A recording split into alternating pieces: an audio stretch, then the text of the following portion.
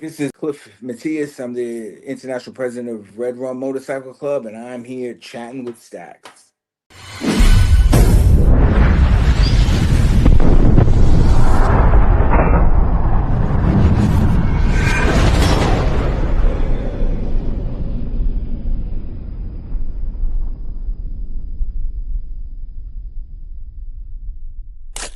Welcome to this episode of Chatting with Stacks. I'm your host, Bill Stacks, and today I got Cliff. Yeah, I mean, in the early days, I was the president, but I quickly created a leadership of it because I realized. So when we started getting bigger, I realized that there's no way I'm going to get men to follow me as a dictator.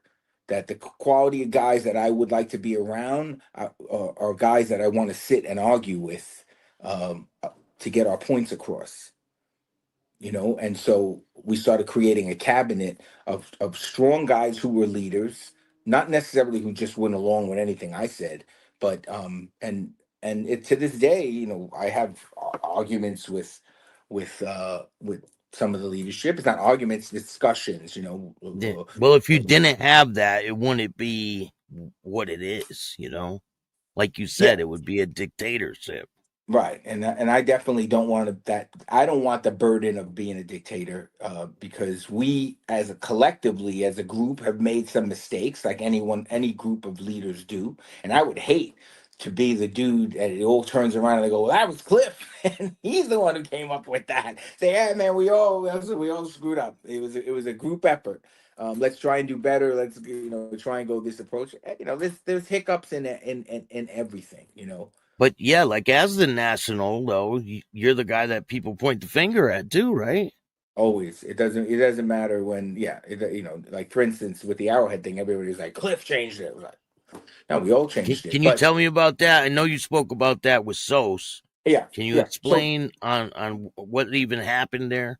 yeah, so like with Sosa, I mentioned about the origins of the diamond, right? If you're a diamond club, that's it. You're a diamond club.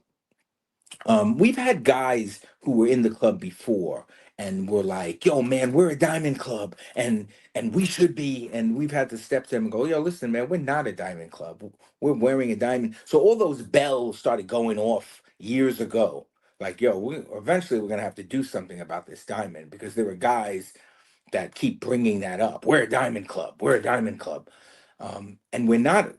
I mean, read our. If you read our mission, or even the things that you go online, just read about the club. That's not a diamond club. It's not. But we got away with it, and people, the other dominants kind of just ignored it. But as we started to grow, and in these three places that a dominant, and I say that it's a very old school, respected for their old school traditions, dominant club that's big and very serious. And when a dominant like that comes to you in a good way, and I say a good way because these things can always go sideways. They come to you in a good way and are like, "Yo, man, you guys want to be in these places? Can't wear a diamond." That's it. And they considered the way your guys' patch was to be a diamond. Oh, it was But it absolutely. I was mean, it was it was a 13 a and a half diamond, but it though. was 13 and a half. But here's the thing: when you put on a diamond, the diamond shape means now the diamond shape was worn by the military back in World War II. It's come over from military clubs into the 1% clubs, right? Because all those guys were ex-military, those badasses from World War II who came back and started riding motorcycles, and you think about what they went through, and those, just imagine the level of dudes that were guys that landed in Normandy, and between the hand-to-hand combat, and just holy smokes, you can only imagine the level of what those guys were like on the street, after coming back from World War II. They created that diamond, and basically what it means is, I will do anything. This is a precious shape. The diamond is a precious shape. I will do anything in that shape to defend it. Now, you can use your imagination and figure out whatever it is, but we will do anything. And if you put this on, that's what it means. Now, for us, we're not that type of club. I'm not trying to have. Now, when we first started, we were an outlaw club, and we put that on with that mindset. One judge, 12 jurors, half a chance, man. We're ready to do that and more to hold I've on heard to our that dime. in prison quite a bit. That Yeah, saying. yeah. It's a pretty Yeah. yeah. It comes from prison, but it realistically is to anyone who's facing a charge. If you're hemmed up, that's your odds before you even get to prison. Before you even get to prison, Yeah. when you're sitting in the courtroom, man, that's what you're facing. One Yeah. judge, 12 jurors, half a chance. You might go home, you might not go home. So we put that on as something different than the because in my life in this thing I always in this motorcycle club thing I hate doing what everyone else does. I try to always be original and create something different and something similar. Like the club has a handshake. There's a lot of clubs that have a handshake too. Our club handshake is different, but most clubs don't. So I wanted to do things that were different. And the 13 and a half had never been done. I was like, man, let's put this on, and so we did. But again, that diamond is very specific, and the dudes who wear it need to be about that life. And to be honest with you, we're not about that life. Like, we're a club doing work for communities, indigenous communities, other communities around the world. Like, we're not trying to be that life. I mean, I have a lot of ex one percenters who are here, who gave up that life, and I never frown on the 1% life. I was in that life. I was in street gangs. I was in and I had great fun too, you know what I mean? But Yeah. I also knew that the type of dude I was, it was just a matter of time before my luck was going to run out. And I say this, that that's not everyone. There are guys who are wearing diamonds and just having great experiences, and they're not uh encountering all that.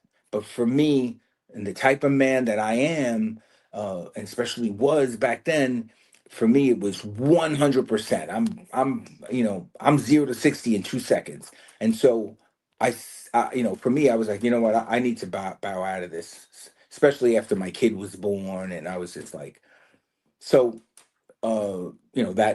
that's the birth of diamond. So when this very well respected dominant club gives you that, uh, and you're like, and they turn to you and go, "You think living that diamond life?" And I was Because just they like, didn't have to say anything, right?